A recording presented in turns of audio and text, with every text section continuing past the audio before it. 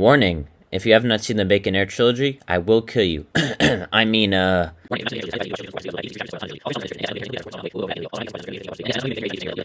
So you've seen this image before, correct? I'm sure you have. This is from The Last Guest, one of the most famous Roblox animations of all time, made by Oblivious HD, also known as Matt, the same person who is affiliated with HD Admin, which is one of the most popular items of the Roblox marketplace.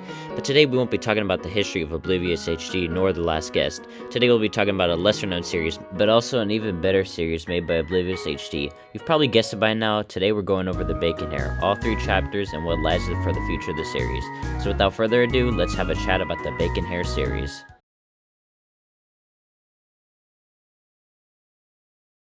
The concept of the bacon hair most likely came when flipping the idea of the last guest on its head. Rather than the bacon hairs being the oppressors and the guests being oppressed, the bacon hairs are oppressed and the guests are the oppressors. It is also a lot more dystopian than the last guest, but enough of the background info. Let's get into what the series offers. We mostly see the story of the bacon hair from one point of view, Xaden. Xaden is parallels to guest 1337, the main character is the last guest, also while being different, since Xaden comes from a much darker environment, barely being able to keep food for every night. However, I believe that this was an executive decision so that Xaden would be easily connected to the audience. Because let's be real here, not all of us is stacking gold bars and counting dollar bills in our houses. Xaden's mother is also out of the picture, and we are led to believe that they were assassinated by the bacon terrorists. However, she will come back into the picture later on, so keep this in the back of your mind. Moving forward, we see more about life in Bacon City, as they are led to believe that the walls are made so that they are protected from the outside. But what is on the outside? We quickly find out through Xaden's friend Kenzie, as she shows Xaden a way out of the walls. As you might have expected, life outside is very different from what was told to Xaden and everyone else. It is actually quite beautiful, and so Xaden and Kenzie play around in the forest that is outside of the walls, and this is where we get introduced to another main character important to the main story. This is Primrose, daughter of the president, who we will talk about later. Not sure if this was intentional, but Primrose does remind me of Jez, as both are allies with the main character and is the son/daughter of the primary antagonist of the series. After some memories are made, Xaden's birthday comes up and Xaden's father gives him surprises. One of these surprises was handcrafting a pizza, and the memories are short-lived, as remember this is a dystopian story, so of course it can't have nice moments. The curfew bots, one of the threats established in the beginning of the movie, return again as Xaden's father is killed off. After this, Xaden is homeless, just like the Bacons we saw in the beginning. Another revelation occurs. This whole time we've been gaslighted. The curfew bots aren't here to protect the bacon heirs, rather they are here to slowly kill off the species. But then why were the bacon terrorists viewed as the bad guys? Well, that's something we'll get to later on. Xaden nearly dies but is saved by what seems to be a malfunctioning curfew bot. However, this is actually one rewired by Xaden's father, as we saw in the beginning. The rewired curfew bot brings Xaden to the outside of the walls, and Primrose returns once more. Some more memories are made, and then we enter the third act. The Bacon Hair is categorized as an action movie, but there hasn't been any action yet. By now you have been led to believe that this is some unfortunate story and not an action movie. But once we enter the final act, we do get some amazing action, so let's cover that.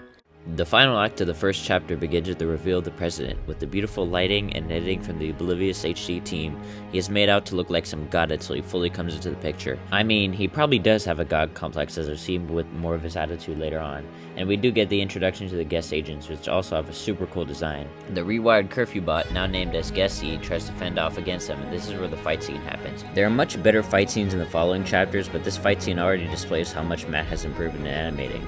The fight uses open zone pretty well and the robot hand extension ability that the curfew bots have. Unfortunately though, one curfew bot isn't enough to handle 6 Xcelligence and uses a remainder of its energy to save Xaden and escape the forest. However, once they escape and reach Bacon City, Guesty and Xaden are surrounded by the Bacon terrorists. But I think it'd be much preferred if I referred to them by their actual name, the Resistance. As they arrive, the chapter concludes, leaving us on our first cliffhanger. The following chapter is my favorite one of the bunch, and honestly the best one of them all in my personal opinion. We have much to talk about in chapter 2, so let's not waste any more time.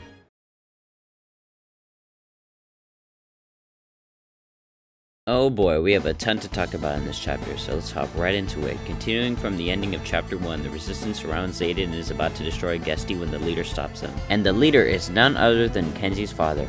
Up until now, we haven't spoken about Kenzie's father, mainly because I didn't want the first chapter to be too long, but this guy is pretty important to the overall story. For sake of simplicity, I will now refer to him as Mr. K. The mystery of the resistance is solved as Mr. K welcomes Xaden and explains everything that we needed to know about the resistance. Basically, this whole time everyone has been been gaslighted into thinking that the curfew bots are meant to protect Bacon City from the resistance, but it is actually vice versa. After this, we get the return of Kenzie, who has been out of the picture for quite some time, along with the training montage. This is the only one we will get in the series, but it finally gives us a time skip and also gives Xaden a sword of buff, which he will need for later on. Finally, we move on to my favorite part of this entire series, and oh my god, do I have a ton to talk about in this one scene. So the first attack on the curfew bots goes down as we finally get to see what the resistance does during the night, and I almost can't put into words how amazing this scene is. Where do we start? Okay, so let's talk about the places where this fight takes place. It is a super short fight, only 45 seconds compared to the 2-minute fight we had at the end of chapter 1. However, since this takes place in Bacon City, there's a much larger open zone, so a lot more stuff is being able to pull off. Like the resistance members jumping off areas to ambush the curfew bots, or guests using the arm extension that the curfew bots have to launch a curfew bot across the street. Also, this fight has quite a bit of comedy mixed into it, with some resistance members attempting to take down a curfew bot that kinda fails. And of course we gotta add Flamingo into the mix for the best reaction. Another thing is the aesthetic, with the rain covering the sounds of gunshots and robots. But one of the best things about this fight is the choice of music. This fight was already fantastic, but the musical score made by Really Slow Motion that Matt chose to use made it so much better. Attack of the Ducks has to be one of the best intense soundtracks out of the probably hundreds of intense soundtracks I've listened to. Like, how do I say this without Susan Wazowski terminating my account on the spot? If I was sleeping with my girlfriend, I wouldn't be playing some romantic music. Nah, we blasting Attack of the Ducks in here. We rocking hella hard. Also, apparently Chapter 4 is gonna use Attack of the Ducks again, so I am so fucking excited to hear it once more. Anyway, somehow I still get mad goosebumps from the scene. It feels like taking a caffeinated drink as a child. It gives off the vibe that you would get from something like Super Mario Bros. Z, which is a wild comparison, but come on, both have amazing fight sequences. Like Oblivious HD or Matt, if you're watching this, just know that you really did a fantastic job on the Bacon Air. It's insane to me that you managed to pull this off by yourself. Alright, I'm gonna stop gushing over the scene now, because just talking about this fight took half a page and we still got 10 more minutes of runtime in this chapter. Moving on, we once again see the guest agents through a reverse camera feed, and the resistance location gets compromised. Mr. K, Xaden, and Kenzie find out about this, and we get the unfortunate reveal that Primrose is with the guest agents, almost leading them to the resistance. Primrose changed after that 7-year time skip as well. Lucky for us, there's another fight scene coming up, and I believe it is the longest one in the entire series as of now, standing at 4 minutes long. This fight scene takes place within the resistance base and reminds me a lot of when Darth Vader massacred a bunch of rebels in Rogue One. I don't have much to say about this fight than I did for the last one, but I think it was pretty amazing in showing how guest agents are more like quantity than strength and inverse for the resistance, as many guest agents are easily wiped out in this fight, and some resistance members are able to fend off more than one guest agent. It gets to the point where they have to send in the guest agents 3 times in a row and their leader just to take down all the resistance members.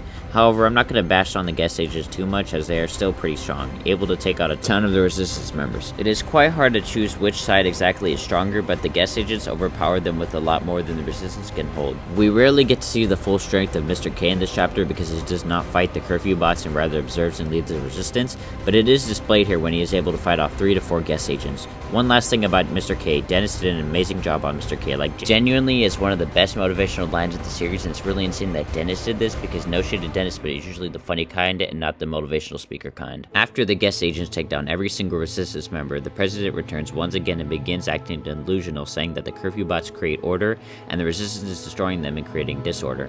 Mr. K shows himself to the president to save everyone else from getting slaughtered, and unfortunately he dies. Even though we were only with Mr. K for 2 chapters, we spent so much time with him that it definitely hurt when he got shot, or at least for me it did. The president continues his tirade, and now the resistance is completely taken down, leaving the chapter on another cliffhanger. But where do we go from here? How will Xaden manage to escape the clutches of the president? Where was Guesty at the end of chapter 2? More questions to be answered in the final chapter that is currently available. But I won't leave you puzzled, so let's continue forward to the final chapter.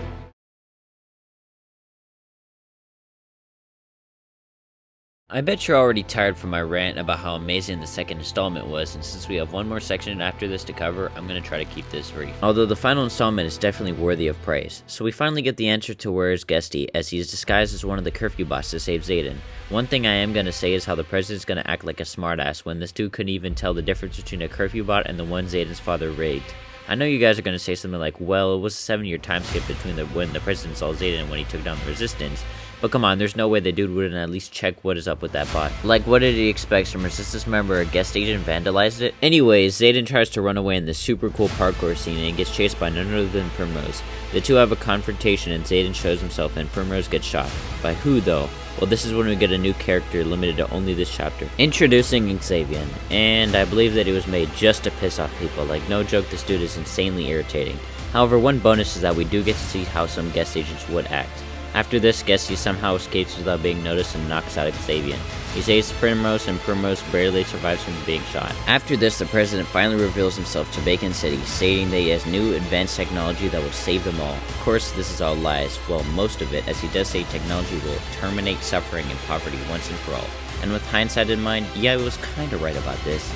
So Primrose, Xaden, and Guesty plot to invade the Republic and not only free the resistance, but stop the president's plan. We get some more wholesome moments between the trio, and then they finally arrive to the Guest Republic. And wouldn't you know, the Guest Republic looks like a cyberpunk city. This is where we get the only fight of this chapter, and it is quite interesting. The music gives off some unnerving vibes, like Xaden and Primrose may not be able to come out of this fight alive. Not to disrespect Succession Studios though, it came from the TV as a fantastic song and perfect for the fight scene. I don't think there will be any other song to match how this fight goes. I also love how the whole fight takes place in the lobby of the President's Tower. It's a cool setting for a fight like this. It surprises me how much the guest agents Xaden and Primrose are able to take on alone, but then again, Primrose does have a gun on her. Of course, Xavier returns one last time and attempts to kill the two, but the plan flops when the President arrives and shoots him instead. Thank God this man only survived for one chapter. I am genuinely praying that he does not somehow survive in chapter 4. Now, truth be told, he is a good antagonist for the Bacon Hair 3, but I think everyone was preying on his downfall. And here we move on to the final part of the chapter where we get the biggest reveal in the Bacon Hair series. To start, we have the unfortunate demise of Guesty, but let's all be real here, we know this ain't the real one. The face does not match with the face we saw Guesty display, but when you're caught up in the moment, it could seem real. Turns out the curfew bots have been Bacon Hair stuffed into robot bodies this whole time. Only Xaden's father knew of this, and this caused him to leave the resistance because he refused to kill more Bacon Hairs and opted to defend his son instead. This was a fantastic twist, and it really shows how fucking screwed up the president is. The whole time he was making Bacon Hairs unintentionally kill each other. And it doesn't end there, because right after he decides to commit literal mass genocide using an army of curfew bots to assassinate every single Bacon Hair. This is also where we leave off as a cliffhanger for chapter 3, with the words "to be continued in 2021. So where are we now? Where's chapter 4? It's time to talk about the final chapter and why it is not released yet.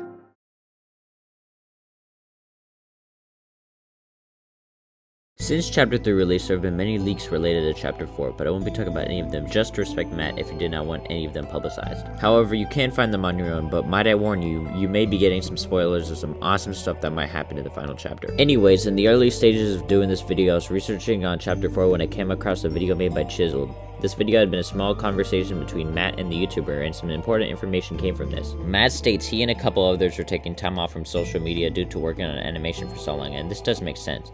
So Matt, if you're watching this, take as long as you need with the final chapter. Assuming that you're using Moon Animator to animate the entire Bacon Air series, I completely understand how stressful that could be. Especially since you mentioned at the end of the Bacon Air 3 that it took 1,500 hours to finish the trilogy. I've used Moon Animator before, and it is a challenge for sure, but you managed to make an hour of runtime of just Roblox animation, including building all these beautiful scenes all by yourself. Also, Matt states that he did get an elbow injury during 2021, so it makes even more sense why you would need an extended break. Once again, take as much time as you need. The Bacon Air series alone was already enough. The trilogy is really something beautiful, and as I've covered in previous segments, there's many layers to this animation. There is some good news that Matt mentioned though. During this hiatus of his, he managed to create a full-blown animation team, which means that future projects will probably be at a quicker pace or include newer things. The Bacon Air 4 might just be the best installment due to this news. Also, I will be covering the final chapter once it's out, or maybe I'll make a breakdown video on the trailer if there's any on the way, because the last guest did have one for its final chapters, but only time will tell, I guess. And I think that is where we will leave off for today, dear viewers. For those who still stuck around after that incredibly long tirade, thank you. Some more long-form content is on the way, and I would recommend watching the next video for some information about my channel if you would like. Once again, thank you for listening, and I'll see you in my next video.